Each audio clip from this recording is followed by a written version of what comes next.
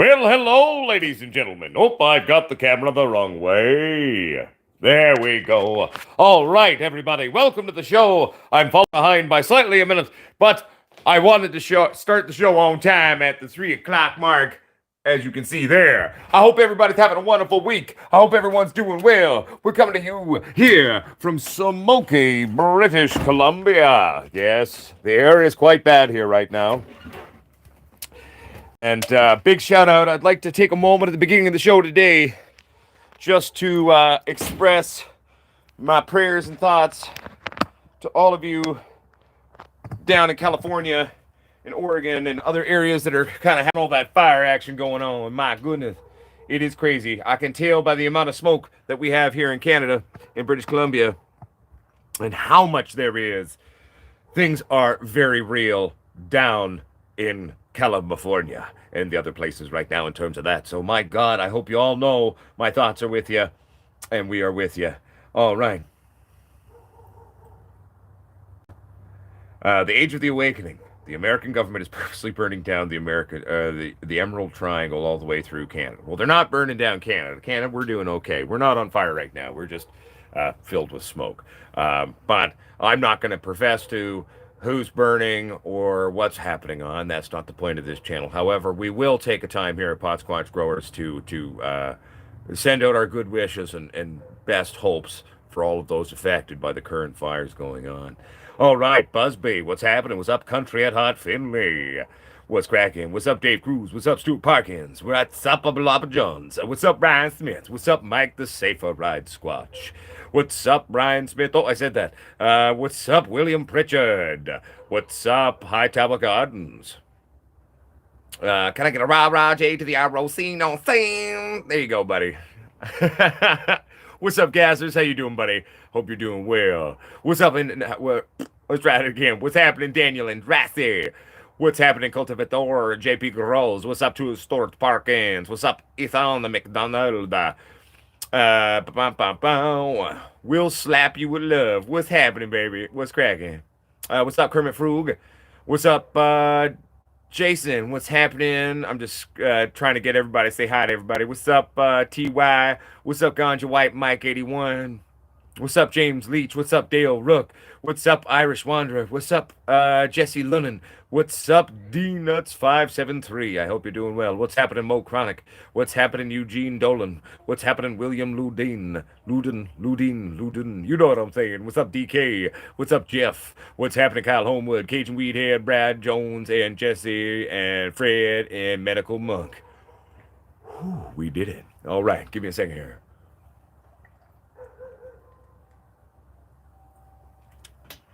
Oh, well, it's good to be at the show. It's good to be home again as well.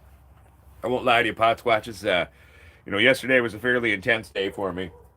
I was in town shooting a music video yesterday. And so basically my original call time yesterday was like 12 o'clock. So I get down, I'm there. Then it got pushed to 2. Well, whatever, right? Smoke a joint, have a few beers, everything's fine.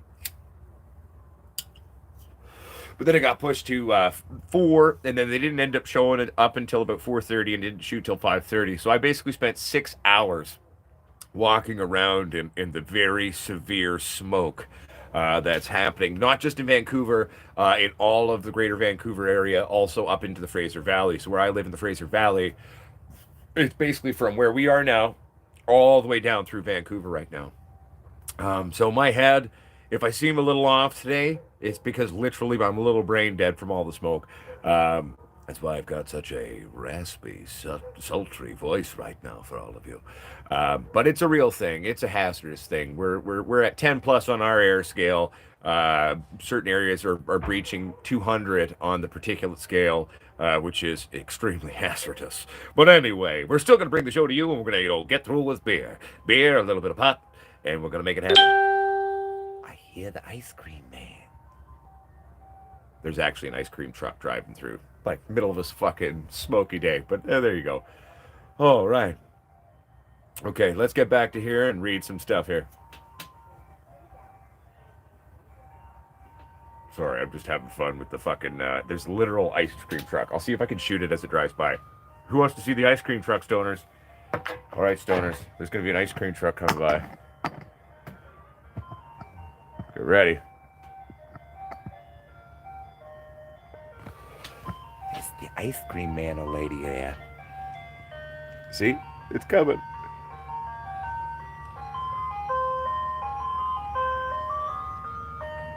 There's the ice cream truck coming.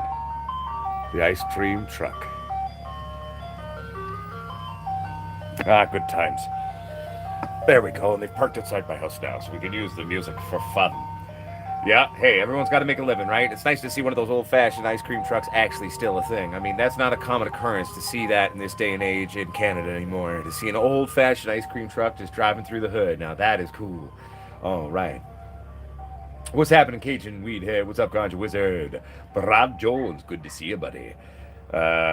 Sounds good. Or unless you're talking to someone else. Brad, not sure what you talk about. What's up, JC Whale? What's up, William Ludin? Loudon. Okay, thank you for the phonetics. I appreciate that, by the way. What's happening, Medical Monk? What's up, Steve Cagley? What's up, Ganja White Mike 81? How you doing, baby? What's up, Peter Vigna? No, I literally do live in the woods, by the way, everyone. This is just a small little park area where everyone lives, right? My house is here, but 20 feet that way is open bush. I walk for 3 minutes, and it's bears, cougars, oh my. Um, I literally have to walk for 3 minutes, and I'm in open bush.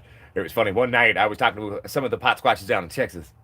Robert the Blind Cultivator, the veteran grower, and Texas Pete. And we were all talking, and I'm drinking beer, and we're just having a good time talking about growing. And then all of a sudden, Miss Potsquatch came home, and so it was kind of like late at night, kind of maybe about 9-ish my time. And she calls me. She goes, "Hey, honey, like, could you come help me get the groceries in the house? Because there's a black bear in our driveway." So I switched back to the call with my American Potsquatches, and I'm all like, "Yo, guys, I'll be right back. You keep chatting. I need to go help the wife get the groceries in the house." And then, so they're from Texas. They love guns. We love guns in Canada too, right? But it's difference of certain things, right? And how we perceive things. So like, "Oh crap, man, Potsquatch, you got a gun, man?" I'm like, "Nah, I got a knife and a beer. I'll be all right." But that's just sort of the Canadian thing. A black bear is basically a large dog in our mind. So it was pretty funny. It's all like, "Man, you motherfucking Canadians are crazy." Nah, we just different. We all a thing, man. But that's the weirdest thing, though, right? Like that's where the ice cream trucks still live. They're in small communities. There's about maybe 148 people where I live, in the technical small community of what we would be called here. So it's pretty funny, right? Is you got to go to Yellowknife or go out into the bushes, out into the boonies. Like that's where the ice cream trucks still exist in Canada. It seems. Oh wait, Kermit Frug says, "Bad day, second week of flower. Trimmed some fan leaves on 4 plants, removed a hermy. Ah, shit. How bad was it though? If it was a mild herming, that's fine. You can survive that. But if it was like a really hardcore herming, that's not good. Spread out plant next to it. I turned it around over the night. The plant has random droopy leaves and random leaves yellowing. Send me some pictures, buddy. Send me some pictures. Let me check that shit out." Koi of the North. That one sounds just like the one up. We read that. Medical Monk. I hope they weren't intentionally set. Ah, we're not going to delve into that whole thing here, guys and girls and season days. That's not what this channel's about. I'll start another one where we can all talk about that kind of stuff. What's up, Johnny Summertime? Howdy, picked up some Island Pink Kush. Hell yeah, baby. That's what I'm smoking in this doobie right here. Well, I haven't lit the doobie, but I will be smoking it. Um,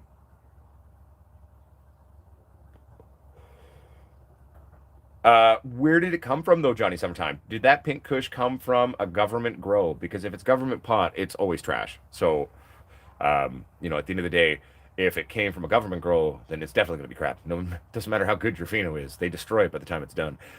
Basically, the process with most big LPs in Canada is they're spraying it down with tons of chemicals. They are blasting the exterior of their flower for dabs, and then they are irradiating it. It's not them doing that by choice per se. That is actually, in fact, one of the requirements of Healthcare Canada. That's right. You have to irradiate your cannabis in Canada if you want to legally sell it, because that somehow is what makes it safe for human consumption. Canadian government pot in Canada. Okay, one, overpriced. Two, super old. Usually about a year old by the time you get it. Packaged in a huge amount of packaging, destroying the environment. But also, the shit's basically a step above poison. So, for those of you in Canada who are newer to cannabis and medical cannabis and give a shit about cannabis and it's something that you'd like to try, just please don't try cannabis from the government. Okay, right now there's so much crap and so much shit that has been done wrong to this weed that it really doesn't have a medical capacity left to it, in my humble 2 cents. So to those, my fellow Canadians, my fellow Canucks out there who are newer to the cannabis world, just be very wary when it comes to that government weed, man. You know what I'm saying? All right. Let's play catch up here for a second. Brad Jones says, "Hey, Squatch, one of my bag seed Fitos is coming out much, much better than I expected. Looks like indoor." Dude, right? I mean, look, bag seeds can be some of the craziest weed out there, right? Like, I mean, some of the best weed I've ever grown over the last 20, just over 20 years, has come from bag seed. And at the end of the day, just because you got a seed from your bag seed doesn't necessarily mean anything. And it could be some of the most fire shit you've ever seen, man. You know what I'm saying? Like, so yeah. Dude, that sounds awesome, Brad, though. I'm very happy for you, my friend. What's up, Jose Canela? How you doing, baby? Jason A, what's happening, baby? Jason A says he's got a question here. Says, "Hey, Squatch, can outdoor plants bounce back from wind damage if stems weren't broken, just really spread apart?" Oh, fuck yeah. 100%. If anything, outdoor is probably more resilient than indoor because you got to remember they got a lot more space, especially if they're not in pots and they're in ground. They've got 2600 par typically on a sunny day. They have access to everything around them. I mean, outdoors in a lot of ways is more conducive for the plant to being tough in a certain sense. So I wouldn't worry about wind damage. What I would do is go through and maybe bind her together a bit, grab some twist tie wire, like gardening wire, and go through there and kind of bind them together a bit. But they can easily bounce back. I would not fret or worry myself too much about that.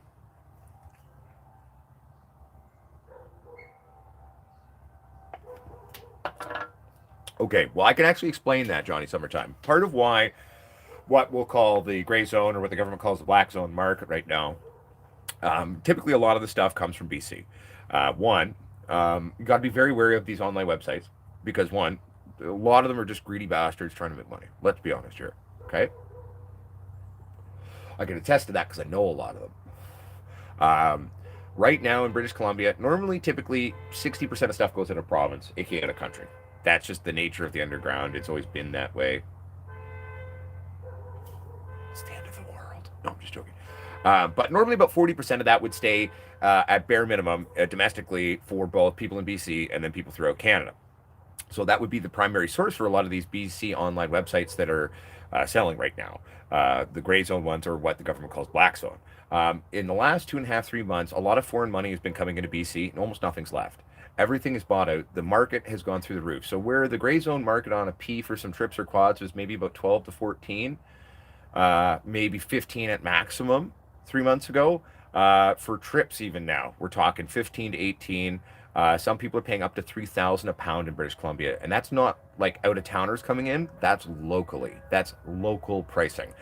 So basically, a lot of the good pot has been bought up and shipped out of the country. That's what's happening in the underworld right now.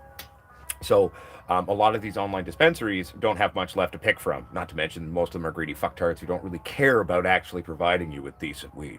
Let's be honest. But yeah, so that's why, potentially anyway, why you're not seeing some wonderful, nice things. Because there ain't much. I can barely find anything right now unless I grow it. So, and that's why we at Potsquatch Growers here are working ever so hard to help all of you be part of the grow your own movement. Fuck trusting someone, fuck trusting companies, fuck trusting the government. Grow your own. You know where it came from. And if you learn how to do it properly, that's where you're going to get the best weed anyway. Silly puppies. All right, 1 second here, everybody. I gotta play catch up now because I've fallen behind because I went all ranty. What's up, Julius Tazikis? How you doing, my friend? I'm doing well. Yeah, dude, we're getting smoked out here in the Fraser Valley. I'm not surprised that the Sunshine Coast is getting hit really hard too. Like it's like I'm literally living in Cheech and Chong's car right now. Like that's what it's like out here. It's pretty bad. Um, okay, so Daniel Andrassi, I can totally talk about drying in brown paper bags. I have done it a bunch. Simply put, you can do it. The great thing about cardboard or brown paper is it is a paper pulp. It absorbs water. So that helps to naturally kind of maintain the little drying a bit there. I would suggest, though, that we don't break it down and put it in bags. Why do I suggest that? Well, when you harvest your cannabis, okay, there is tons and tons of cannabinoids, not just in the buds, but in actually all the stalks and the trunk, etc., of your plant. That's why I'm a big advocate for cutting down the entire plant, flipping it upside down, and then letting gravity help through that. And then all of those wonderful cannabinoids, etc., and active ingredients are going to drip down into your buds. When you remove the bud without giving it a chance to dry on the branch, you're basically removing a bunch of active cannabinoids that could be within the pot. Plus, we want to try to see, the smoke's getting me. We want to try to dry our cannabis as slow as possible. That's how we preserve terpenes and flavonoids and all the wonderful cannabinoids. And we also want to dry in the dark, okay? But by leaving the plant intact by the entire plant or as much of the plant as we can, okay, we're going to help that along to slow that. That's also why I'm a big advocate for dry trimming. Yes. But anyway, at the end of the day, in terms of brown paper bags, you can totally do it. It's something where if you don't have a lot of space and it's a way you can break it down and you can kind of do it a little bit more covertly, just make sure that you're opening your bags. I would pull them out of the bag every single day, check for mold, check for issues that way. Never seal the bag. Keep it open to breathe a little bit, okay? But put a fold in there to try to help keep the light out because light is going to degrade your cannabinoids, okay? But that's how Uncle Potsquatch would approach drying in a brown paper bag, and I hope that helps. What's up, Kermit Gardens? I notice you as Kermit Frug, I'm assuming, hence the ribbit ribbit. Right? Ganja White Mike 81? Dude, the Soda Stream, man, it's a good way to do it, man. For those of you who are just tuning into the channel now, notice that Mike, the Safer Ride Squatch, has shared Potsquatchgrowers.com. Currently, right now, as it stands, Potsquatchgrowers.com is an online website slash store where you can get all your hats, woo, t-shirts, papers, and grinders and swags. It will be eventually what also becomes our online garden supply store when we get there. That is one of the many things that we are working on doing. Kermit Frug, you can send us an email with those pictures. So that would be potsquatch420 at gmail.com. If anyone wants to send through emails for me to assess during the show, I think that's going to be a thing that I'm going to start trying to do because I'm pretty sure if it's like back into the show and then go back into the show, that it keeps up with the live chat. So I can assess pictures during these shows as well. Cannabis caves, it all depends on where the shipping is. If you're shipping just down from California where we build them, not much in terms of the shipping. If you live in New Zealand, well, it's going to cost you a shit ton of money. Sadly, we are a small company, and as is Soul Strip, we're two little companies working together to release these lighting systems for you. And at the end of the day, we do the best that we can in terms of shipping and costs and stuff. We do not have the purchasing power or the size power of our competitors, but we don't care. We're still going to war for you. But so the best way to get a quote on that, okay, Cannabis Caves, is to send an email to sales@soulstrip.com. That's sales@soulstrip.com.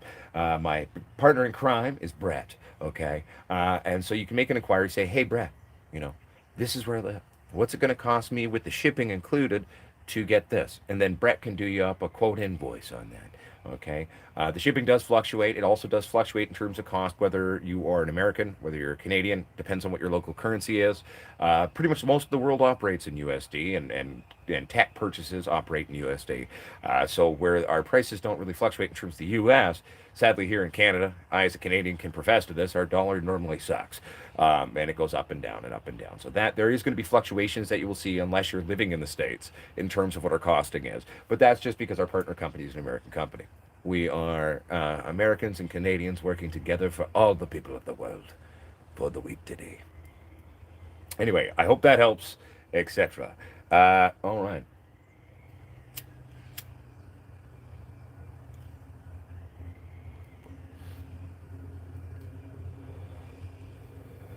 Hell yeah, Johnny Sometime. I feel you. Tony Ray says, "What's up? Talk to me about PM.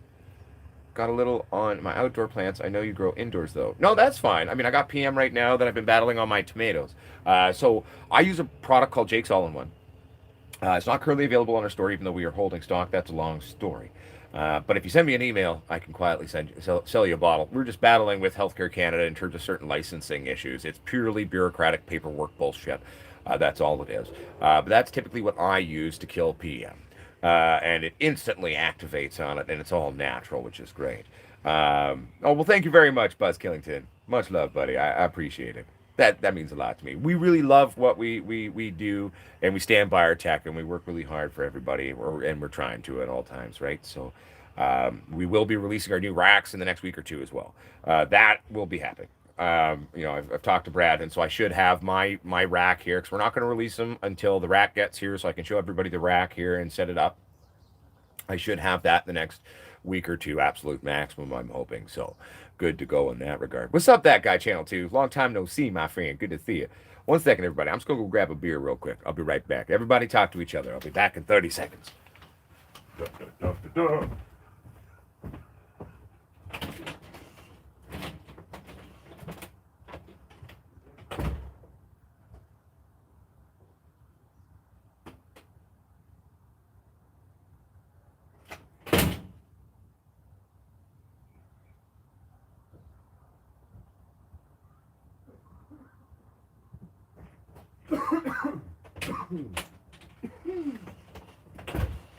And we're back. Yes.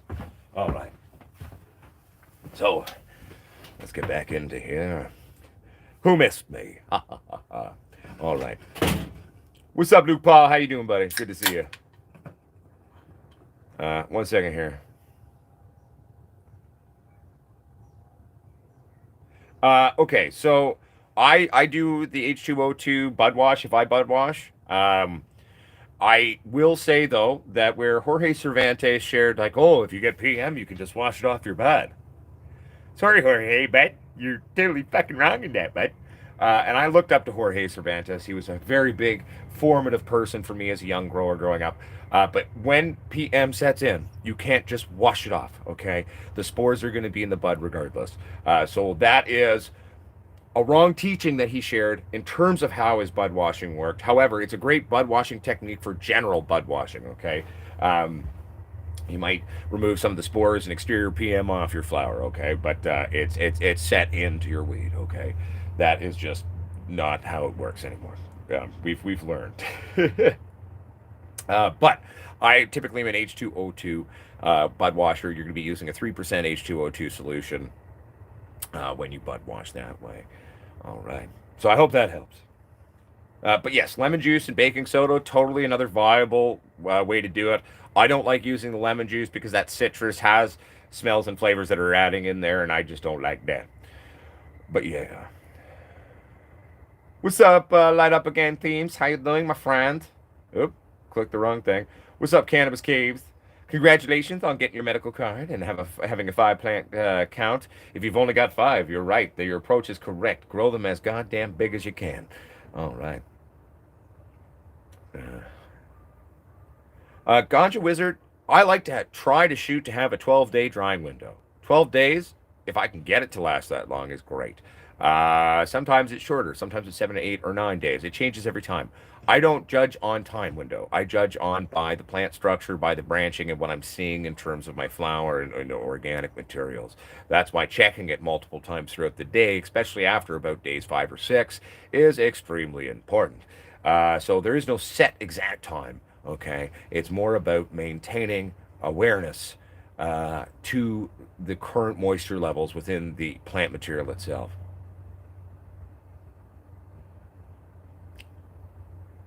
There was an original Mark One rack that was more of a kit and shit that they did before we used that idea to develop the new Squatch racks. The new Squatch racks may be up on the website, and I haven't noticed yet. I was originally told by Brett that we would not be putting them on the website till I got mine.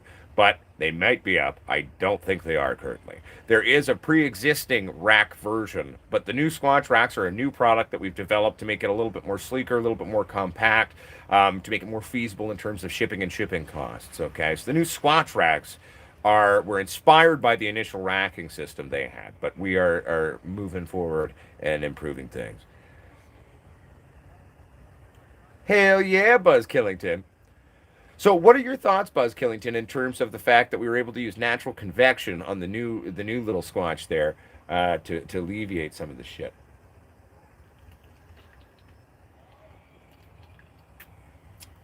And by shit, I mean heat, obviously. Hey, much love back to you, Red Eye. Cannabis caves. I wish you could share them on the chat too. But if you send them to me, though, cannabis caves, you could send me an email at podsquatch420 at gmail.com. And it won't shoot it very well because I can show it on this phone, on the camera of this phone. And that way we can at least kind of show it.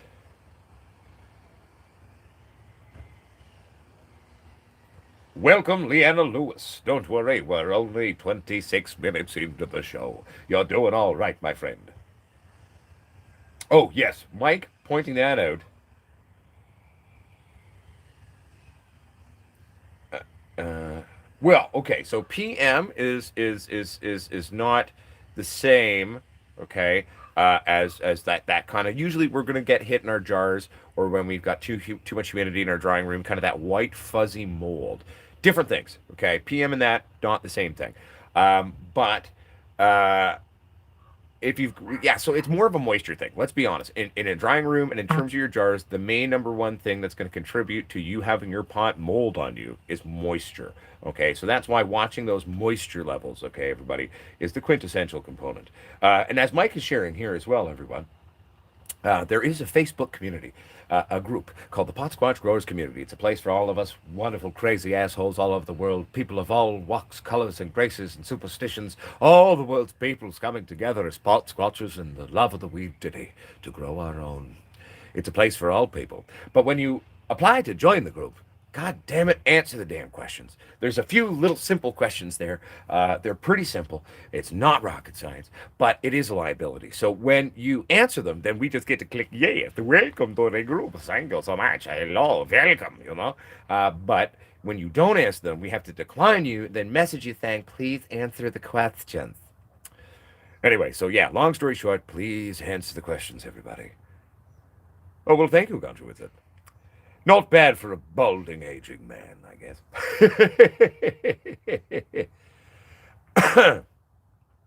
Jose Canada, hey Squatch, I have a magnesium deficiency going on my ladies. How do I know I've bounced back?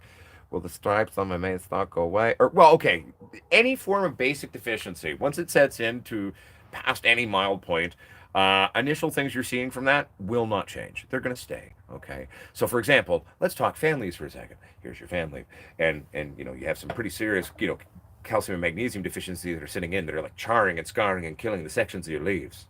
Okay. How you know you've set it in? Well, this isn't going to go away. Like these damages on this fan leaf aren't going to go away. But you look at your new growth, look at the new development, look at the further top parts, those new bio sprouts, as it were, and then you're going to be able to monitor how are they looking, what's happening to them. Okay, so that's the best way to really monitor. Am I fixing it, or am I still fucked? I hope that helps. What's my opinion on AirPods? They're okay. And I'm assuming like air pot as in the fabric type pots. Is that what you're talking about? Ganja Wizard, Mrs. Potsquatch does smoke a bit, but she's more of a tincture lady, so she likes her tinctures. So she uses a lot of the tinctures that I make. She's a big fan of those. She'll have the odd toke, but like she has a toke or two, and she's like, woo. No, she's more of a tincture lady, so she's into her tinctures. So yes, she consumes cannabis, but she doesn't necessarily toke that much. Oh, really? I could have sworn we had a fan on Gen 1, but I don't actually have a Gen 1 little Squatch, Buzz Killington, so never mind. Sorry. I could have sworn we had it on one, to be honest. I could have sworn we did. But maybe we didn't. I never had one, so I've got the bigger ones.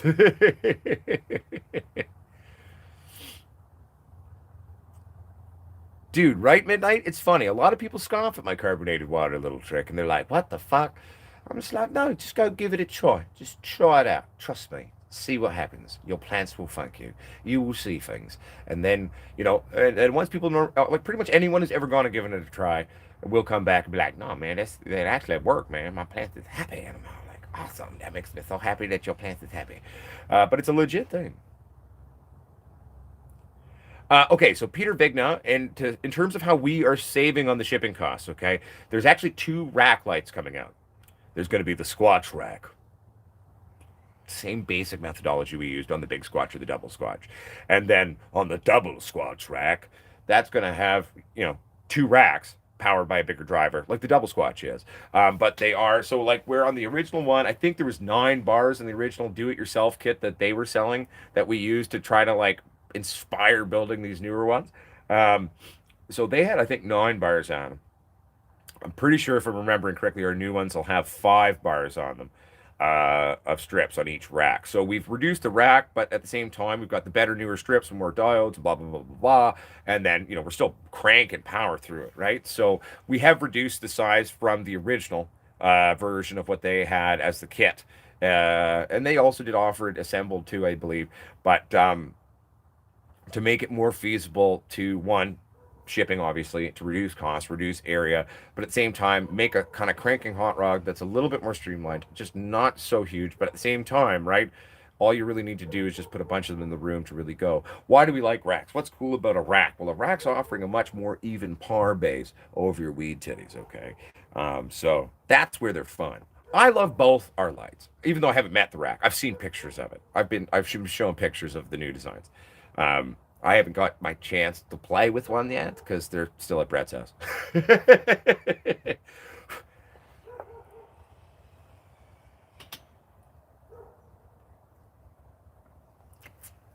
All right, 1 second here. Um, Playing catch up. Yeah. Sorry, everybody. Give me 2 seconds. I'm just playing catch up on everyone's messages here.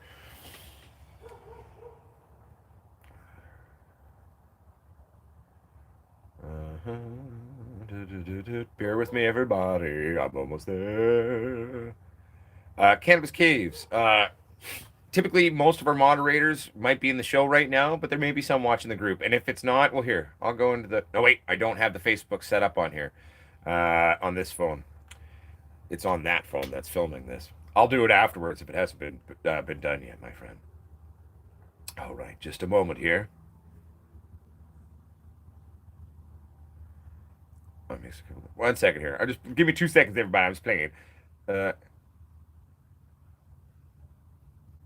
yeah. No. Oh, it's Mel. Yeah. No, Mel's seconding that. Yeah. It just makes our lives easier also to run the Facebook group when you answer the questions, because then we can just let you in, and then we don't have to come message you. Because most of us are old curmudgeons who get mad at the internet. So, not to say that you're old, Mel. I'm old. You're not aging at all, Mel. I guarantee that. All right. What's up, Felicia? How you doing, baby? What's up, Casper Skippy Lippy? I hope you're doing well, girl. It's good to see you. It's been a while. I don't see you in the shows all the time. It's good to see you. Vilma Dickfit says, are there any tips to help prevent pollination outside, even if it slightly helps? Greenhouse? Get a greenhouse. Basically, for the most part, all you can really do. If you're worried about it, even though I'm not an advocate for spraying down cannabis with moisture because that leads to bud rot, but you can spray down water to help neutralize some of that pollen that may be on the bud or reduce its pollinating capabilities in your plant.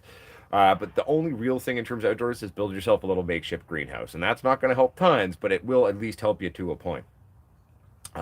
You can also do an air intake into the greenhouse that has a filtration on it. But again, what is Potsquatch really doing? Potsquatch is basically building an indoor-outdoor when I go greenhouse and start closing off the air circulation systems that way and doing it that way. So maybe do a dance and a prayer that your neighbors aren't dicks and kill their males. I don't know. Oh, man. I hope that helps. By the way, Vitamin Dick Fit. I know it's kind of more of a silly answer, but I mean, it's what I got for you. Yes, William Loudon. That's totally what we're talking about. There's a bunch of videos on my channel talking about it. Feel free to check them out. I've been using the Soda Stream recently just as a way to cut down costs, and I don't look weird when I go to the grocery store and buy like 42-liter bottles of club soda. All right. What's happening, Marco Go Death? I'm doing well. Hope you're doing well. What's up, Peter Vigna? One second here, everybody. I'm just trying to play goddamn catch up here now.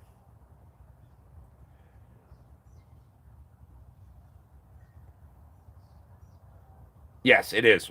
William Loudon. It is a technique I picked up, aka invented, early on in my career, many moons ago. I've been doing it for now 16 or 17 years. Typically, I would always just use a low sodium club soda back in the day, but now I'm, like people are like, wow, you throwing a party? I'm like, no. No, I have not. Busby, I'm kind of limited in terms of the soils that I've tried. I've been using ProMix for a long time now. I've pretty much been using ProMix since I, started the channel. I like ProMix products in terms of my soil. That's what my grow shop has a shitload of. It's a good price. It's a decent price. So typically, I just go do that.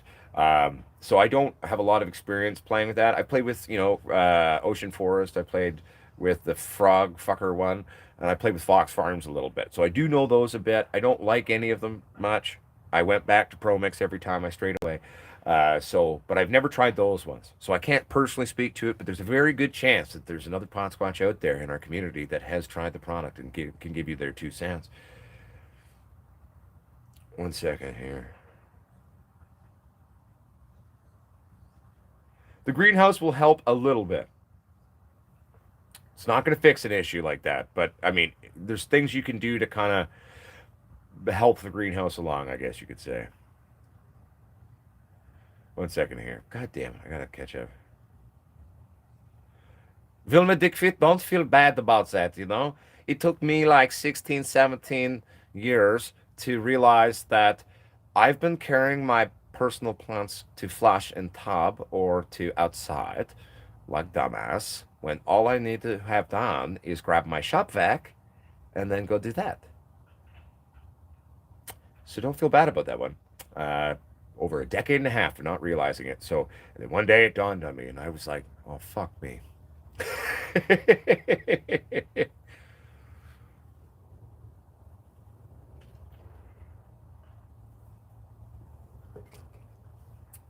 What's up, Edwin the Bird Bee? How you doing, my friend? Good to see you.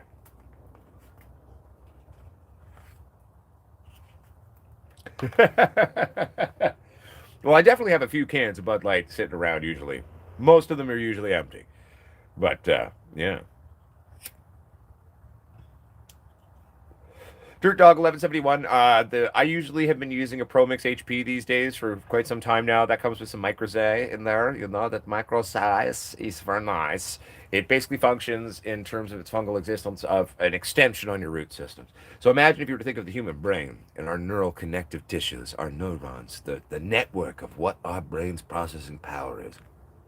Imagine if you could put a fungus in there, a fungal element that would build extensions off your natural neural network. It's kind of how it works for your root systems. Makes it sexy, baby.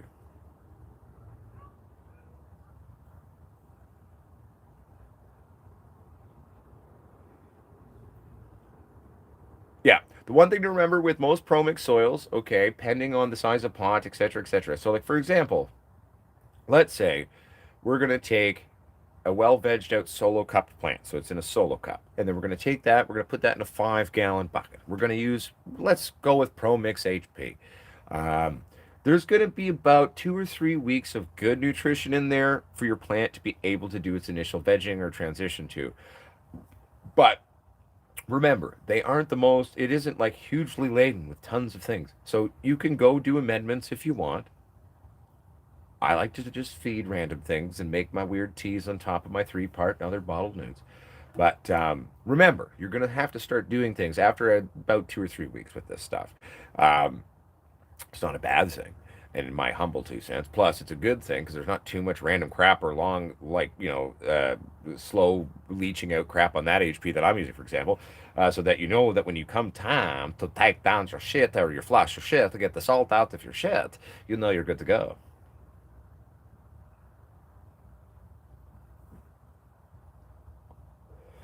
I mean, in Peter Vigna, your argument in one sense is, I guess, okay, but at the same time, like, you never know what it's getting knocked up from. Is it the hemp field down the road, or was it a good meal? Was it a bad meal, right? So at the same time, I mean, seeds are a good one thing, but I think that we don't need to pollen bomb our neighbors to protect ourselves from Monsanto. We just need to be Potsquatches. We need to be a community. We need to build together, help each other learn. That's how we're going to keep ourselves safe from Monsanto. That's why we at Potsquatch Growers here are putting together a genetic vault and just keeping it real and keeping it sexy.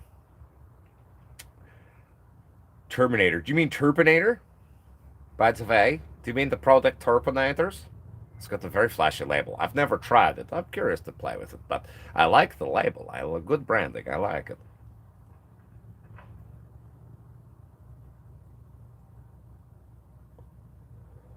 12 days. William Loudon, the perfect dry window, in my humble 2 cents, is a 12-day window if you can achieve it. A little bit longer than that, I don't like. Shorter than that, I don't like either. 12 days is the magical number in my personal 2 cents. That's why I hang the whole plant. That's why I leave most of the shit on there, most of the sugar, and I dry trim. I clean it up, obviously, before I hang and take off a lot of those big, nasty little fan leaves and etc. Because then they're going to curl into it, and then that's just going to help fucking mold and crap take hold if it decides to. But 12 days is that magical window in my humble 2 cents.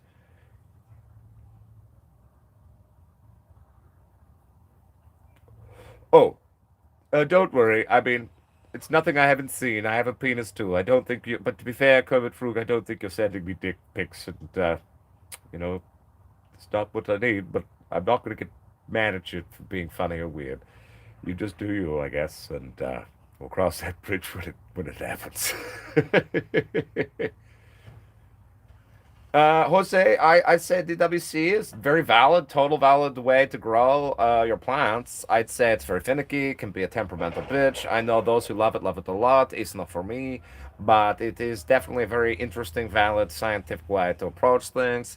I personally have come full circle after playing with all things DWC, aquaponics, aeroponics, blah, blah, blah, hydroponics, blah, blah, blah, blah, blah, super soils, blah blah blah. Where does Potsquatch go back to? I like to play with dirt. I miss doing my super soils. That's one of the things I really do miss is doing my super soils. But the way I like to do them is a little expensive. But eventually, one of these days, I'll do some super soil runs for all of you, and you won't see me do shit but water it,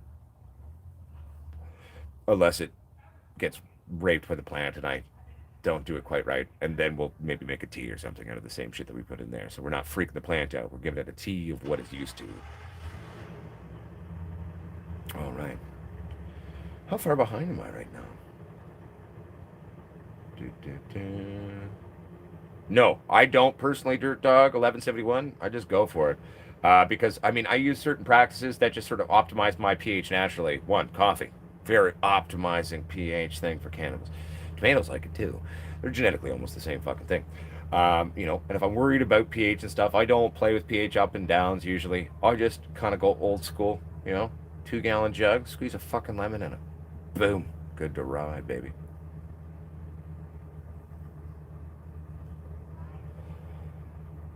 Oh, yeah. Well, I would never grow something like that, Peter Vigna. That goes against the sanctity of Mother Nature, in my humble 2 cents. And I'm very much against um, GMO products like that.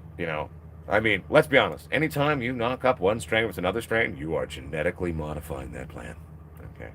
But there's a difference between eugenics and selective breeding than injecting full genetic sequences from other shit into something to try to make it, be barren, etc. So I'm against that personally.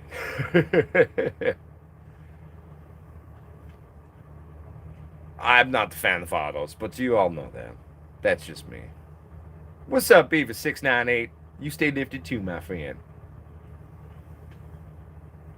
Well, normally what I do, Stony, when I make my super soils, is I'll put straight super soil in the bottom of the pot, and I start cutting it with unsuper soil, and slowly, gradually, like reducing its concentration as I go up in a big pot.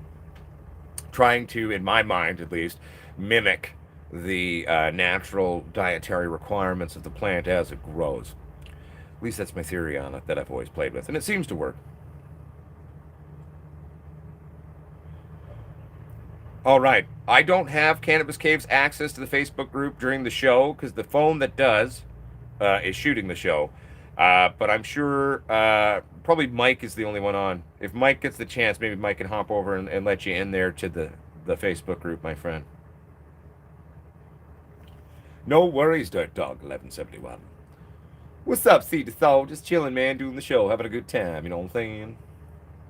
Have I ever burned a hole in my beard? No. I mean, I've dropped cherries on it, but my beard chokes them out typically. So my beard is fire retardant, it seems. Do I ever light up while streaming? Oh, no, 100%. No, I smoke doobies. I was smoking a joint earlier. I don't really dab on here. I don't make extracts on here anymore. I don't even make hash videos anymore because YouTube seems to do that. They're already fucking with our algorithm a lot, and a lot of people who are fully subscribed and notified or supposed to be don't get their warnings. Like YouTube and the algorithm is doing everything it can to slow the growth of our channel and channels like mine and to stand in our way from doing what we do. But I'm a stubborn fuck, so I'm just going to keep doing me. We're still growing, even if they want to work against us. So fuck that.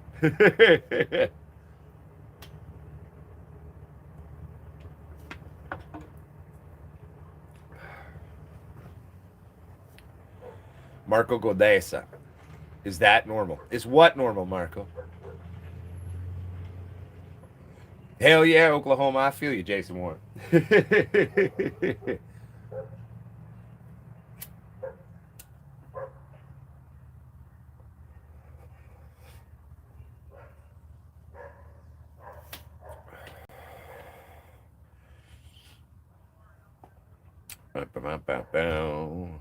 But yeah, someone said, is that normal?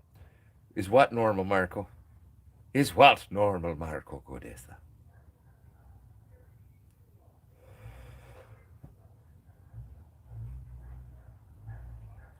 See, Stony Baker MD, though, a torch is different. A torch burns vastly hotter than a cherry from a joint or a cigarette. When something's burning at, what did most torches burn at? Something like 1100 Celsius or something stupid like that. I mean, of course, that's going to burn your beard. But that's very different than the cherry from a doobie or a cigarette.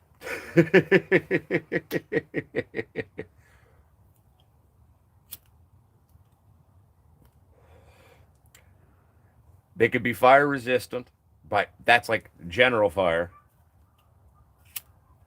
and cherries and stuff. But yeah, you get a fucking butane powered torch or a propane torch going, of course that's going to burn your beard off. My buddy who's a welder accidentally fucking nicked a huge part of his beard one day. Just took this giant section off his beard. And he's like, I swear to God, but I got so high off that though.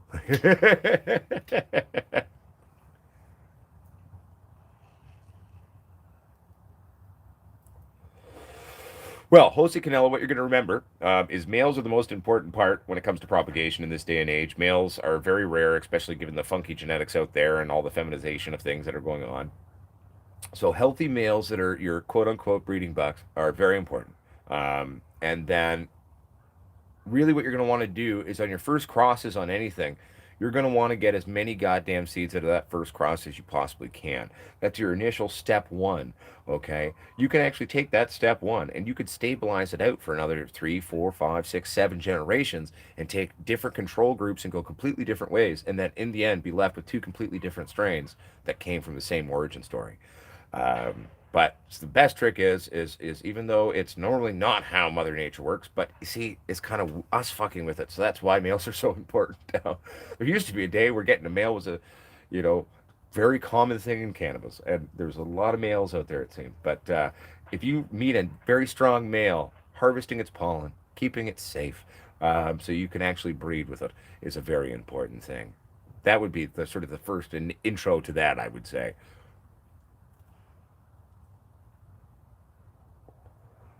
William Loudon, you can send me a an email to Potsquatch420, and if you're saying use colloidal silver to making your own seeds as the best step one, no, If you only have feminized seeds, I guess that's what you're stuck with. But forced feminization all the time, compounding on breeding, is not breeding strong genetics. It's not necessarily the greatest thing for one to do. So I would say only use colloidal silver in an emergency.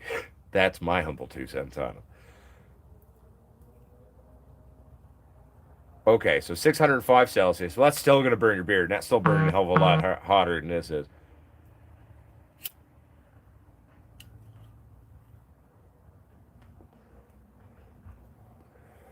Yeah, I wouldn't top autos, by the way. I mean, if you want to bend them around and fuck around them with a little LST, yeah, sure, I guess, go for it. But I would definitely say do not top your autos. They have a limited life window. What's up, Larry Drinnen? How you doing, my friend? Good to see you. What does an S mean? S. Are you a snake, Larry? I'm just joking. Um, I welcome to the show, my friend.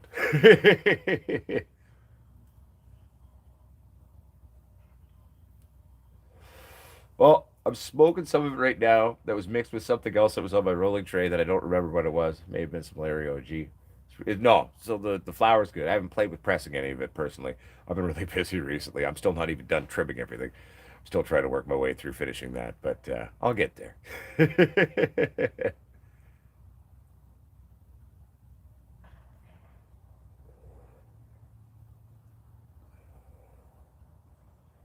uh, you can do that.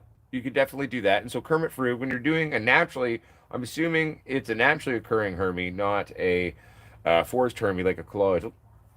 So yes, there may be a more fragile genetic in the one that did Hermia on you, but if you take a very strong mother plant and put them together, you're still producing a feminized seed, but it'll be the better option for genetic stability going forward because you're taking a very strong female genetic and then knocking her up with that. So that is definitely an option to do, 100% an option. Well, you know what? Cultivator JP Grows, those are like the best presents when you get them, right? So good. Oh, I'm excited to see your Super Monsters Cannabis Capes. I'm very excited, my friend. Oh, I feel you, Jason Ward. Trim gel is the real thing.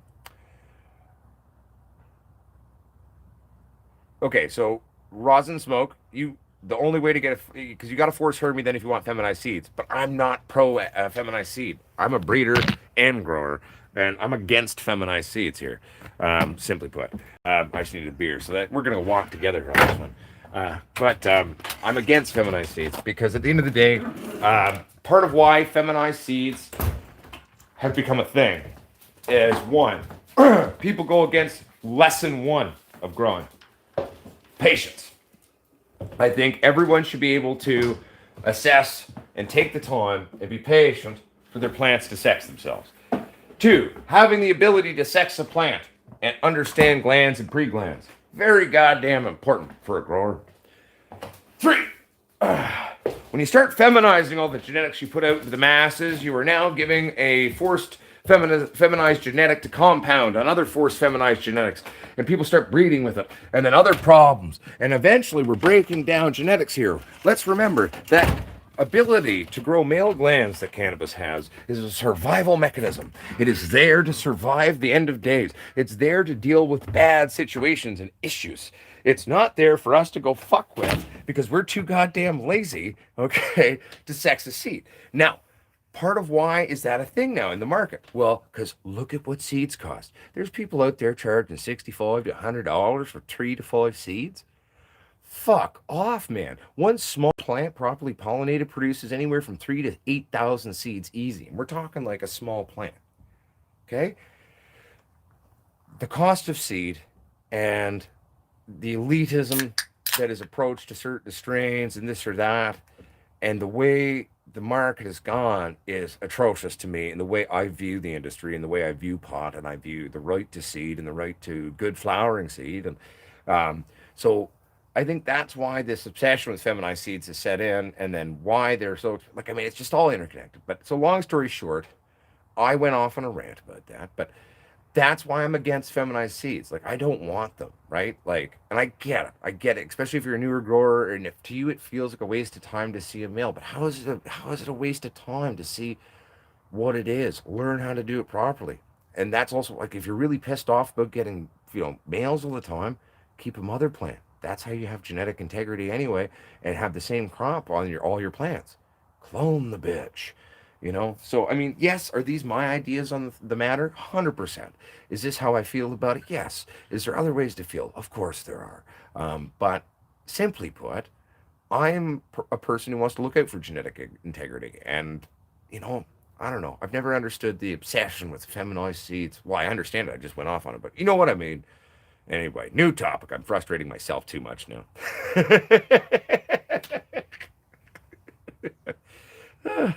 That was funny. Right? See, Stony gets it, right? You get a billion seeds from a tiny little fucking plant.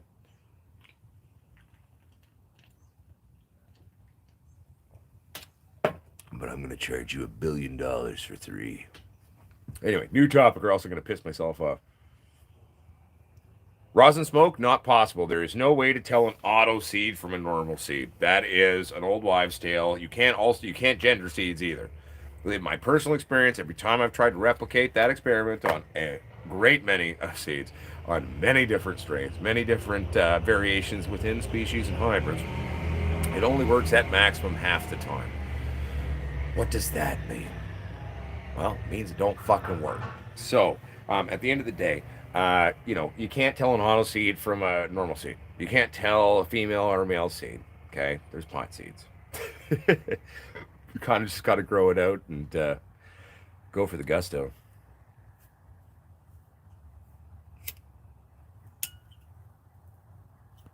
What's up, Rafael Gonzalez? I'm doing good, man. Just doing the show. Having my preachy moments, I guess. I hate to be preachy like that, but certain things I have an opinion on, and I will let my 2 cents be heard. Okay, so Marco Codesta says, "Hey Squatch, one got one. Wait, what? Hey Squatch, one. Okay, I'm gonna edit your sentence so it makes sense. That has crazy pink hairs. Okay, I've never seen such pink on hairs. Like the whole hair is pink. Or you mean the pistil? Yeah. Have you ever seen this? Okay, so 100%. It's a genetic wonder. Okay, what you're talking about is a plant that has got pink pistils. Totally natural. There are many different variations that can do sort of either a full out pink or purple. Like I've seen a lot of cool things. I've never seen the pink personally in person. What you have is something to be lucky about, be excited about. I've never had a pink pistil like that. They're just naturally, it's a genetic thing. It's just what your plant's doing. You have a beautiful phenotype that is gifting you with a bud weed today with pink pistils. That's fucking cool. I've never had the luxury of growing such a thing, but no, don't freak out. Totally okay. Well, I'm very touched, Kermit Frug, and I will say that in terms of our rigs, I really believe in them, and I stand by that shit, and they work and they grow. We did it.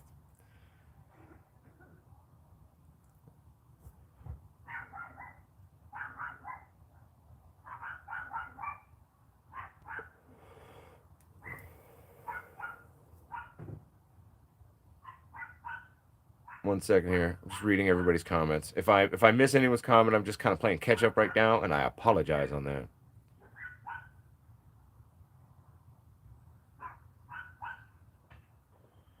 Manicam, seed maturation properly, in my experience, typically is more like a normal run on the plant. So you want to hit it early in the first couple of weeks, really get her good,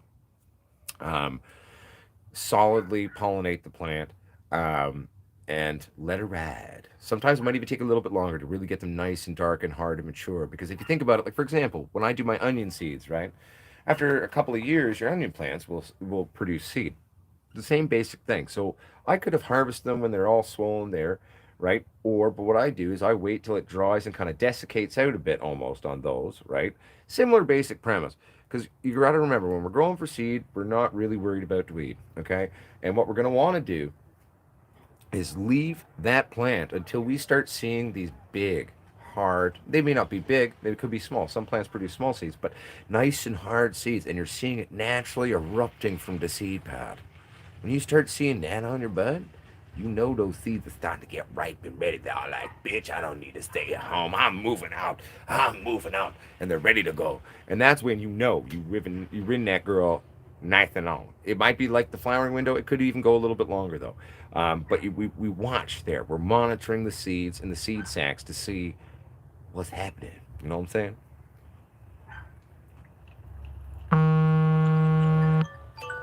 Because if you want to maximize. Oh, my alarm's going off. Sorry, everybody. It's 4 o'clock. Um, but if you want to maximize the viability of the seed in which you're producing, okay, that in a big way is how we do it, okay? Because if it's a nice, hard, mature, dark seed, it's had time to become itself and be like, I'm ready to go to war, you know? That is how you're going to make that seed have the best chance it has of surviving and living on and standing up for the force.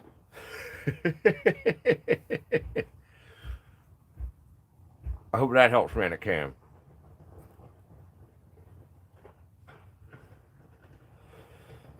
How far behind am I? Okay, I'm jumping ahead again. Sorry, everybody. If I missed your question, I apologize.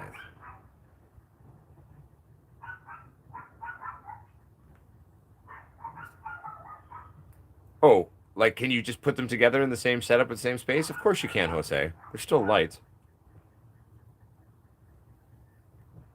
It'll be okay. Just remember that. Just watch for stress and make sure you just play with positioning. But no, you'll be fine.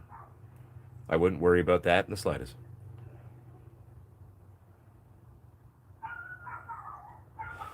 Oh, I feel you, Seed to Soul. Watching my cucumber plants in my laboratory as companion plants has been a very interesting thing. Very interesting indeed.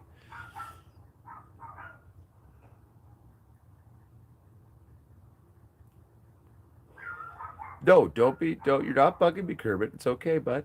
Don't worry about that. Okay, 1 second, everybody. We're gonna go into the email. We're gonna see if there. I can't read any comments when I'm doing this because I'm switching out of. So, switch to the email. The dogs are just barking in the background. I found your email, Kermit. Hold on. Oh, that's just some. It just looks like some cowbag fucking hunger, you know? Yeah, mate. Yeah, they're hungry, man. They just want a little bit of calcium, magnesium, secondary mineral supplements. That's all it is. And what? Let's see your buds. Let's take a look at your buds. Rocking some fluorescent tubing, so there's probably a little bit longer ahead than we think it is. What is that? Maybe week 3 now, then, Kermit, maybe? A little bit longer than it looks. But no, it's just getting hungry early on, man. She just needs some good secondaries, that's all. Don't freak out. Just give us some fucking secondaries, babe. You know what I'm saying? So, yeah. What's up, Blue? How you doing? 1 second here. Let's get back here and perfect. So there was Kermit's message that we did there. What's up, Zeb Zeppelin? Oh, well, thank you, Zeb Zeppelin. I appreciate it. Big Bud Shepherd, what would you do week 12 autos? Trichrome's mostly cloudy, a few amber and a few clear. Harvest, don't harvest. I mean, that's hard to say in terms of, it's hard without seeing the plant, but okay. This is how I would approach that plant, okay? Look at the damn thing. We're not just looking at the trichromes anymore. It has been a long run. She's being stubborn. Just some amber and mostly cloudy.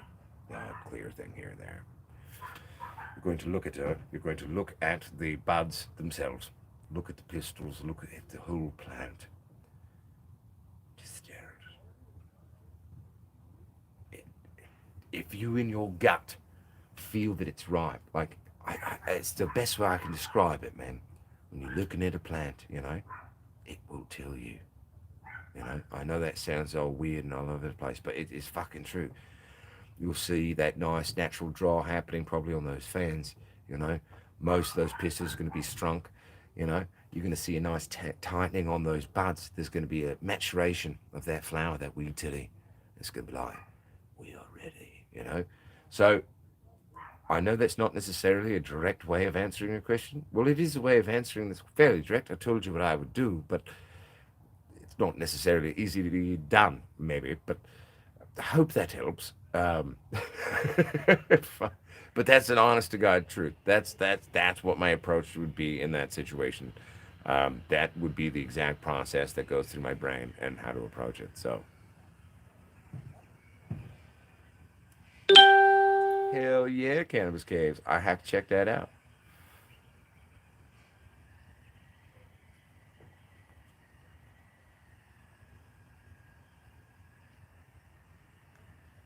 Busby, no, I have zero corporate sponsorships. There's a reason for that. I'm me. I've created my own company, my own brand. I've publicly called a lot of people out in terms of companies on shit. And I've always been a kind of a blunt, honest asshole. At first, I was kind of a smaller YouTuber. And I was like, ah, fuck it. No one watches him anyway. And all of a sudden, the little engine that could, that was the Potsquatch, continued to make videos. And we started growing. And then there was people watching. And then we built a community. Then we became all of us. We are now the Potsquatches. We are a small but mighty little army of ourselves. And we are growing to take back the industry of the weed today, to defend the people of weed today, and the human goddamn race. And also call bullshit on a lot of crap because it's fun and, if there is a God, they sent me to piss the world off, But, so, no, I don't. Like Bud Light could sponsor me. I'd allow that as a corporate sponsorship. I'd be like, ladies and gentlemen, Bud Light, do you want to drink like Potsquatch when he's in his laboratory working with wheat titties? Well, I'm actually drinking this shit by Bud Light. See, I'd do that. I'm okay with that. I wouldn't be opposed to that, especially if it got me free beer. But, yeah, no. So, no, we don't. But, I'm very aware of the situation, to put it simply.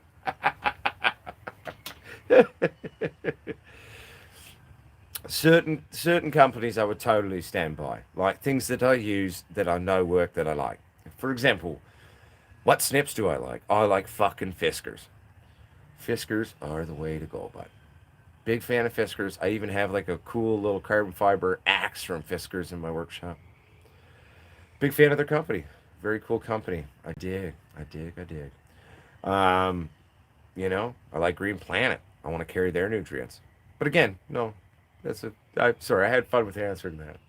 Because I'm kind of oddly proud of that, I guess you could say. Not that I'm against working with companies. I'm not necessarily against that. But I'm not everyone's cup of tea because I ain't no bitch and I say what I think. It scares a lot of people.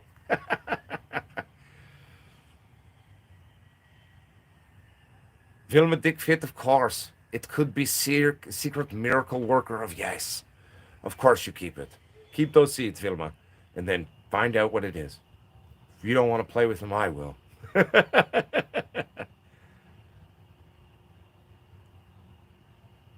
Blue what?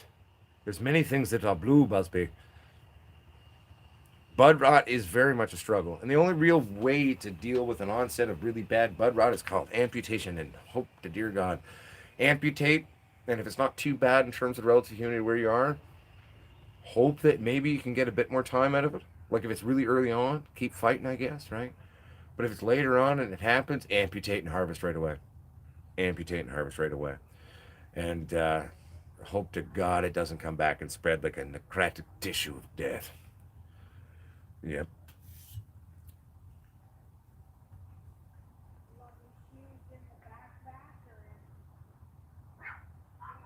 Oh, sweet Marco. I'll have to check out the plant picture. 1 second here. I'm just going to play catch up first.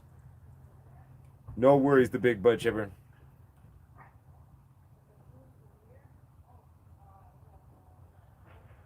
No, I've never done that one, Blue. I've joked around about that for a very long time. I don't personally think it would work that way, but I've never actually tried it. I have, me and the friends since the Simpsons of Tobacco, or the Simpsons tobacco episode, right? We've been young. We've always made that joke, like, what if we did that with the pie plant, man? None of us have ever done it, and I don't know if it would actually work like that. Um, but who's to say? Who's to say? I've never done it, so I can't speak to it. I can just speak about it. Oh, thank you, Daniel Andrassi. I actually was gifted this shirt today when I was shooting the music video yesterday in Vancouver. And the call time kept getting shot or pushed, and I was like, well, I don't know if I'm going to be able to easily get back to the woods today. So I went and crashed at a buddy's house, but he ordered it. Uncle Michael's a lot, more, slighter framed than Uncle Potsquatch is. So he ordered the shirt, but it was way too big for him. And he's like, "Would you wear that?" And I was like, "Fuck, bud, I would put that on right now." And I was like, "Yeah." I loved the movie when I was growing up. It was a good movie, man. Hey, back at you. Always have a smile. Bless you as well, my friend. Mikey Miller, I drank PBRs for a very long time. I was known for my PBR drinking. I even contacted PBR once.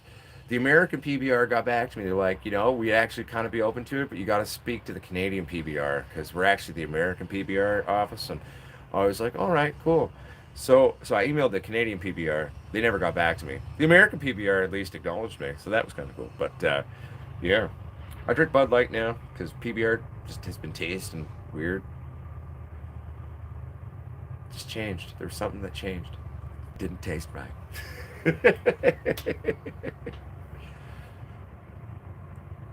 Oh, we're working on it, Mikey Miller. Because I'm not going to just release seeds. We're getting it ready. I've been on here ranting about genetics, eugenics, and breeding properly and all this crap. I mean, fuck, I've got to do it right before I release it for you.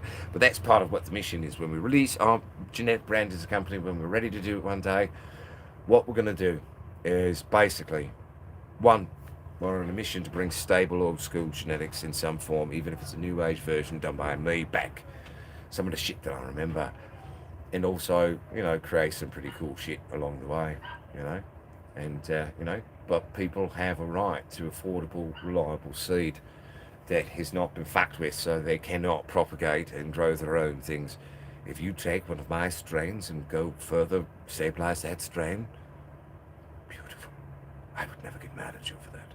That's the point of the weed today. Point of growing and teaching and sharing knowledge with each other. We all get to go play. It's like adult arts and crafts. And eugenics. So, but anyway, I'm excited for it too, my friend. And just know, everybody, when we get to that place, we're going to do it very well. Or we're going to do a dinosaur anyway.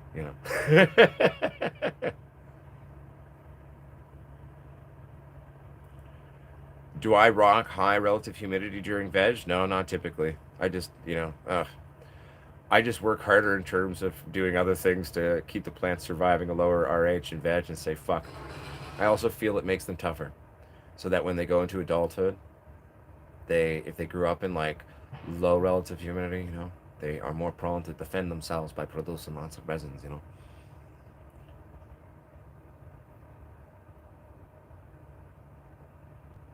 35 is good. I'm at like a 45 in mine.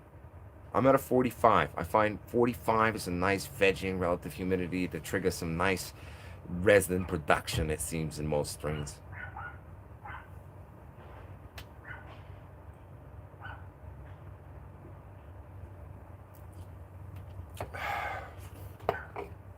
Um, Roman Reckless, that's a really hard question to answer. It is one that many of us in the world of plants have struggled with. Oh crap, I have to go away, or I need to go away, or I won't say want to go away because I would never leave them. If I leave, I'm forced to. But my only real suggestion is, without spending a bajillion dollars, is I guess get some topsy turvy fucking water feeders, stick them in the soil, and so they've got residual tanks that your medium and your root system can kind of zap out a bit, I guess. Hope for the goddamn best, really, to be honest. I mean, that's because anything else that I could come up with quickly in my head right now, well, that would do bud rot, and without having a fancy watering system, that's going to cost a bit of money and some tomfoolery. That'd be the only real thing you can do in my mind that I'm thinking of, at least right now, in the 30, no, 60 seconds that I've been trying to answer in my head. But yeah, I think that would at least be a kind of viable option and a potential best bet without blowing a shitload of money. I hope that helps.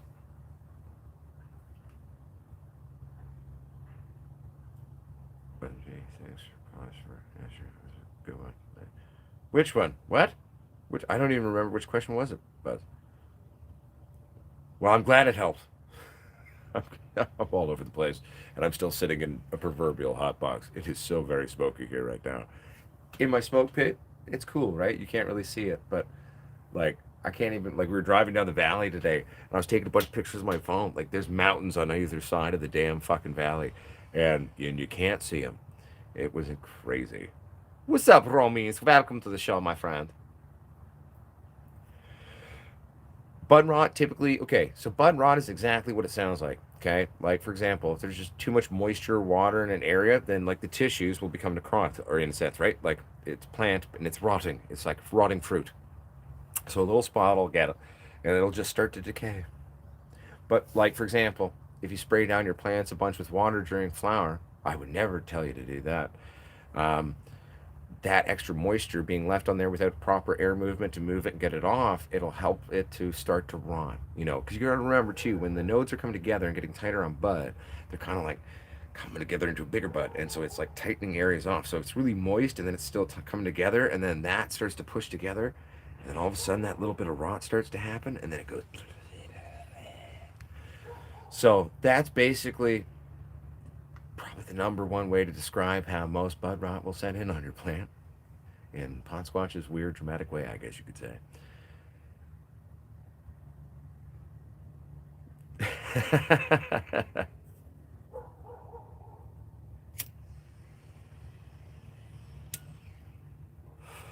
Okay, so Mikey Miller asks, good, there's still a beer there. When growing an unknown strain, when will you know when to flush? I'm 5 weeks in. I'm just curious when to stop feeding because, well, I'm kind of eyeballing it. Well, one, you've already answered part of your own question. Kind of eyeballing it. Eyeballing it is step one, aka we pay attention to the plant, we watch the plant. But at the end of the day, what we're going to start doing at about week 5, so you're asking at a perfect time, is pay attention to what we're seeing in the plant. Okay, you're going to see what do the flowers look like to you? Like, are they starting to mature? Do they seem to be, or do they seem to be still nubile, lots of fresh pistils everywhere? Has she created a solid bud yet? Have nodals come together? Have they not? You know what I mean? Then, especially at about 5 weeks, week 5 or 6, with this unknown strain, you're also going to start looking at the trichome colors and monitoring how they're shifting. So even if it's way before harvest time there, right, you're going to monitor the colors, and then you'll get a rough idea of how quickly it's developing. Because ideally for the flush, okay, we want about a 2-week flush. We're using a bunch of ball newts and stuff. So what you're going to want to do is when you see that shit, like it depends on when you want to harvest too, right? So I'll tell you how I would do it, because I like to have typically at least a 10 or a 20% ambering. So when I see like mostly milk or mostly cloudy, right, with maybe just the subtlest of kith of amber on a sugar leaf somewhere, maybe that, with still even some clear shit on it, I'm going to go, all right, baby, we start flushing there. We'll go ride that to maturation and get a perfect harvest window. So that's kind of my taste on most things. I grow a lot of indicas and indica doms. I love Kush, right? So, but that's kind of how I approach it. But that is sort of the best way I guess I could describe at least how my mental process in that moment with an unknown strain. How am I going to approach this cocksucker? Because I don't know. No one's told me anything. That's all right. You know your brain. And you just watch, monitor, see how quickly things are shifting, you know. And, you know, the more you do it, you get very comfortable with it, you know. Like, I can grow strains blind. I don't know how long it's going to flower. I mean, but I don't worry about that. I'm just on a journey, growing some titties. Gonna see when they end. And I'm going to go, damn. Well, hopefully I go, damn, there's some nice titties, you know, nice, beautiful wee titties, right? But if the grow goes bad, I go, well, that's not a good pheno for me. If all the phenos are shit, if everything's something I try and I just don't think there's something there that I'm for, I was like, well, say la vie, you know, on to the next.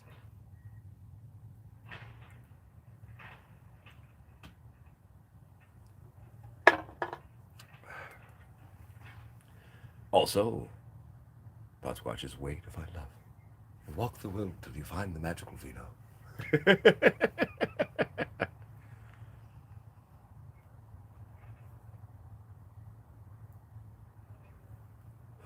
I think I've seen Angry Orchard shit here. We have a lot of foreign beers from all over the world that get imported, and then there's a lot of craft beer here too. So there's a lot of different things here. I just drink Bud Light because it's cheap and there's no corn syrup in it, and it's 4%. So, and Uncle Potsquatch just doesn't really, he just likes to put them away. So it's more conducive to me being effective at getting everything done. Bud Light, helping me in my workday.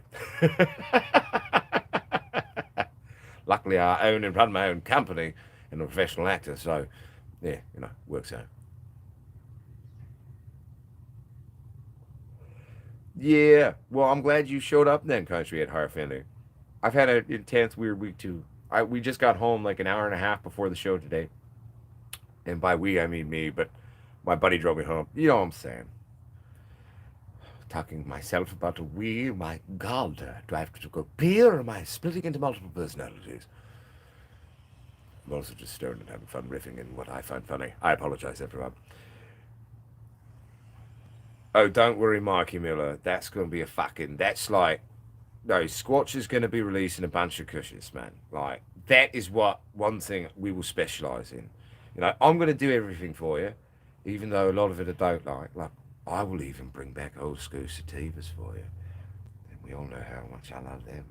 But I will do it for you as a Potsquatch. But don't worry, Kush is my love. It's how I grew up. British Columbia, mate. So just know we're going to be working real hard, on bringing some old school Kushes back to genetics, and everybody can be sitting at home smoking some Kushes from Potsquatches, and we're all like Potsquatches united through to Italy. One can dream, can't they?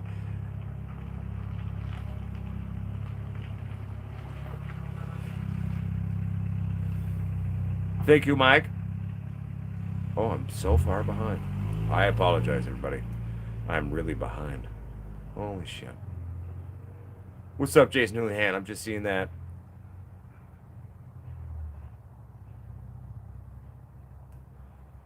Weird, Jason. Why wouldn't it let you check out?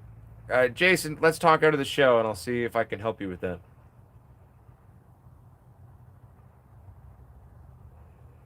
What's up, Robert Brithwa? What's up, Big Madness?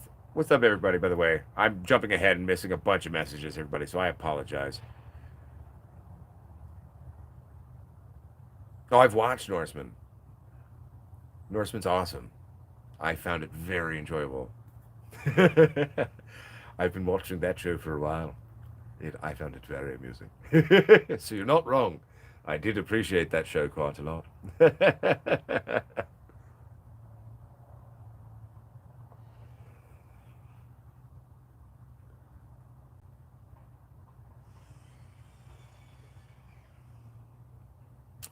Hey, bud. My mate has a plant growing buds and showing signs of male flowers. Do you mean like nanners or like glands? Uh, Flowers are opening with no pollen. I gotta see a picture. Do you have a picture for me, Irish? I'm curious now.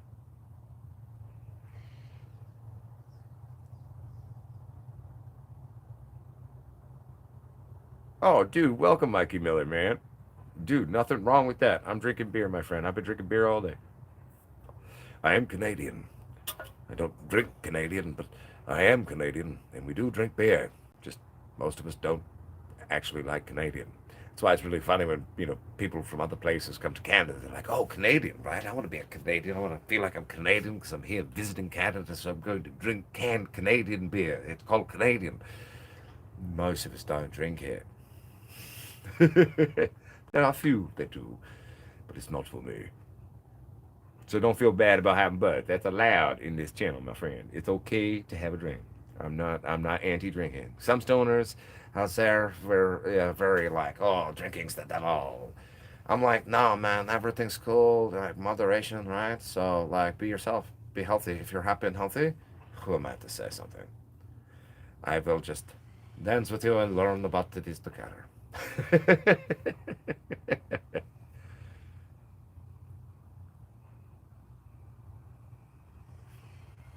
You see, this is why I get distracted, because I'm so tired and I'm a little bit high off all the forest smoke. uh, and then I fall behind. Jarl Varg. I don't know if I know who that is, but sounds fun. One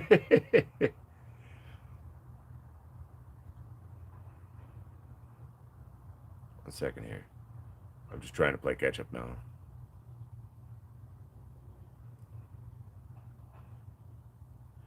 Yeah, the old GDP is rare, but it still exists out here. I'm pretty sure I could find it and work with it. Okay, so I actually wasn't behind. I was just like ranting and then like accidentally scrolling up. All right. Well, that feels good then.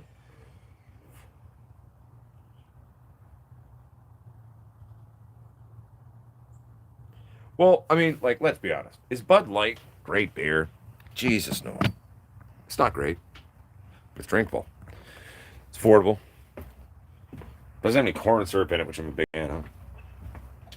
And I've gotten used to drinking it. I'm a grumpy old curmudgeon. I'm a creature of habit. And well, simply put, like me a Bud Light. It's funny, my one phone that I'm reading everyone's comments on is so bloody behind. Most beer in Canada is 5%. This shit that I'm drinking now is only 4%. But that's part of why it's more conducive to functioning. Back in the day, I used to drink a beer in Canada that was called Fat Tug from Driftwood Brewery. IBU, I believe, if I remember correctly, of 85. And alcohol volume, at least initially, was about 8.5. No, 7.5. Yeah, I think you're right, buddy. I think it was 7 point. No, it was 8. Maybe 8-ish. Let's go with 8-ish. Puppies, be quiet. We can play later. I'm just finishing my show. Sorry, everyone. Yes, hello. Good puppies. Just a little bit longer. I'll take you out to pee, I promise. Stay. Good puppies. Stay. Go outside too. All right, there we go.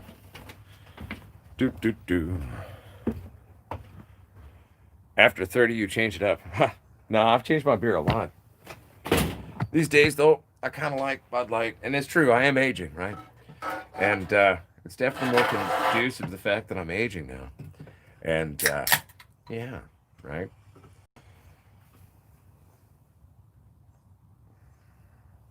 See, that's why I used to drink IPAs. But in the end, my theory of where I got ball cancer from was the fact that I drank too much Fat Tug. I drank so much Fat Tug that it fat tugged my testicle off. There's a lot of estrogen in hops. And when you're drinking a very high hopped beer with a very high IBU, so I think the IBU is 85. Let's call it 7.6% alcohol, because that's what my brain just keeps screaming at me. So she was a funky monkey bear. She really got you done in good. It tasted nice, super duper hoppy. And I drank that shit religiously for years. Like a lot of it. And then all of a sudden I got a massive ball tumor. And so my theory is when all that estrogen in terms of, because it's a true fact that when estrogen interacts with the androgenous testosterone producing tissues, the testicle is not a good thing, right? So that is what in fact created the degraded genetics that replicate to then turn into the tumor. It started growing on my favorite nut at the time.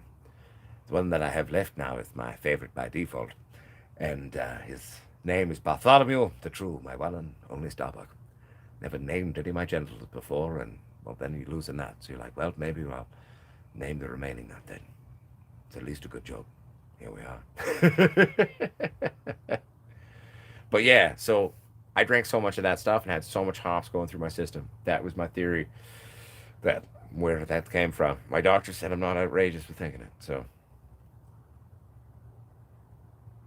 Oh no, there's alcohol in it. Most Canadian has alcohol in it. It'll get you drunk. um, it's just most Canadians don't actually drink most Canadian. We drink it when it's on special in jugs and stuff, and if you're going out with some friends. Like, well, Canadians on special. Nah, fuck, we're here to get drunk, most cost effective, I guess. You all right with that? Okay. I guess we're all drinking Canadian. Like, that's kind of how it goes down. At least in my groups of friends and people that I associate with when we go to a bar for a jug of beer and That's what's on special.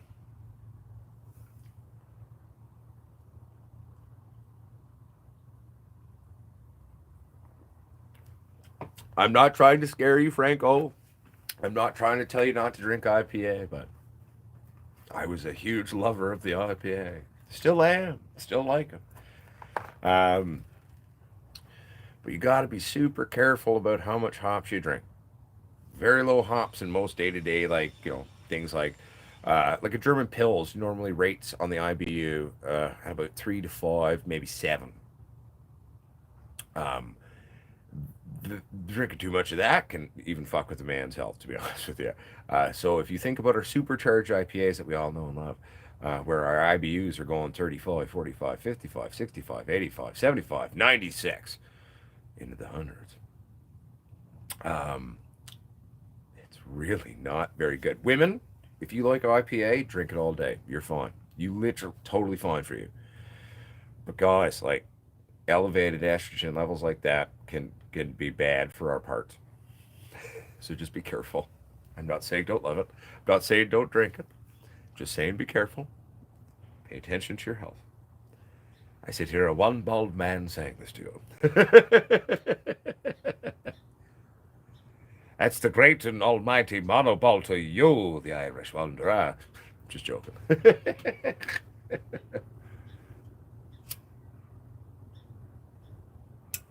Oh, I love a good IPA, everyone. Like, now let me talk about how much I love IPAs. Fucking love them. For years, that's all I would drink. And my God, probably my favorite one though was a limited small batch edition done by the Granville Island Brewery. It's called Shiploads of Hops. IBU 95, 9.6% alcohol. My God, did that beer get the job done? It was medicinal. Hops are so genetically close to cannabis too. My theory is like on a high hop beer, it kind of gets you high in a weird way. It seems to not just have alcohol in it, it's also there's something funky going on.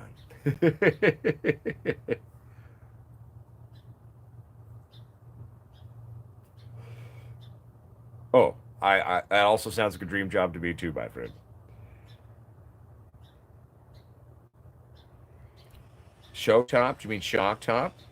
Or is it a thing called show top? There's so many beer companies now. I have no idea.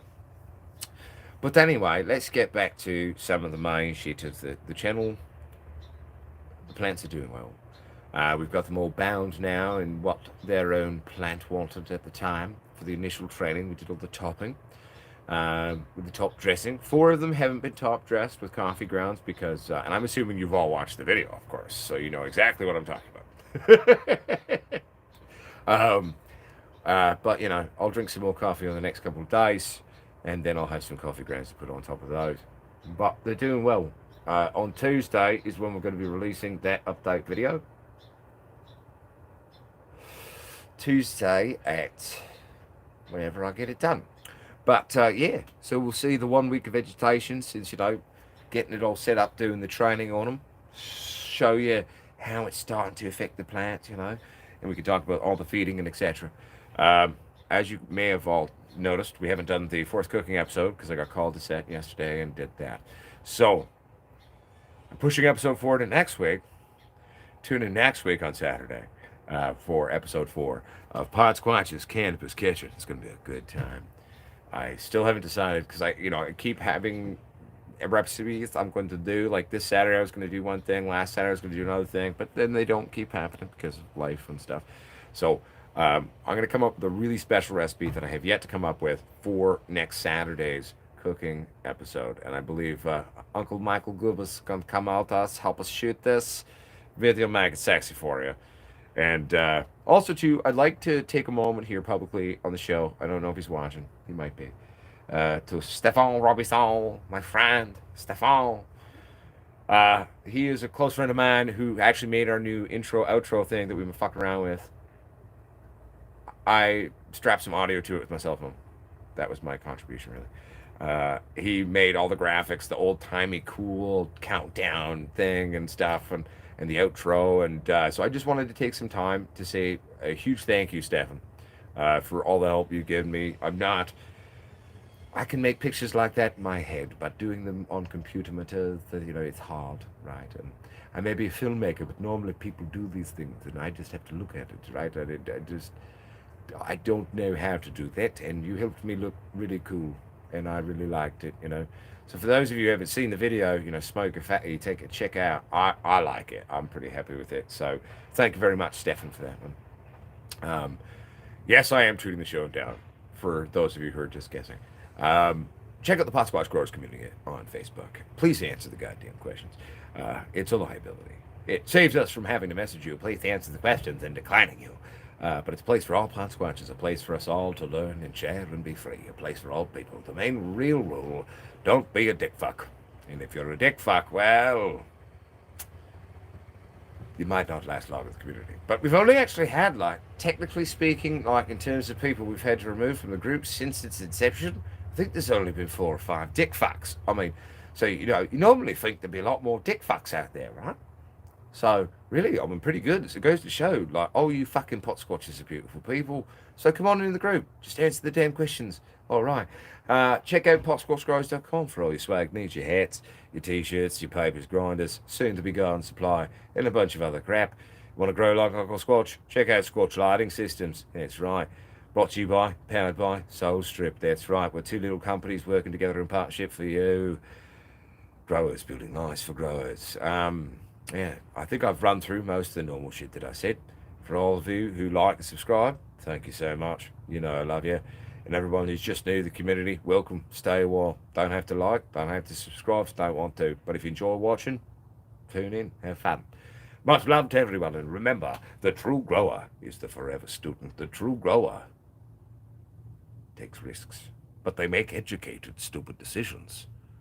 The true grower is the forever student. But sometimes a shoe fits, so go for a run. Love your plants. Love yourselves. Love each other. Sometimes smile to a stranger can make their whole day better. Okay? A little bit of compassion to yourself and to everyone around you. The world might fucking end up being a slightly better place. Okay, everybody. Uncle Potsquatch is going to go breathe some more smoke. And I don't mean the cigarettes I'm chain smoking in this show. I'm actually referencing all the fucking wildfires out there. So I'm also going to say much love to everyone down in California, Oregon, where all the fires are happening. We the Canadians, our thoughts are with you and our lungs. So I hope everyone's doing okay, and prayers and good wishes to all of you to survive through the crazy. If for those of you around the world who haven't seen this, go look it up on the internet. Go look at what's happening right now. Tons of fire. Anyway. Much love, everyone. Peace the fuck out.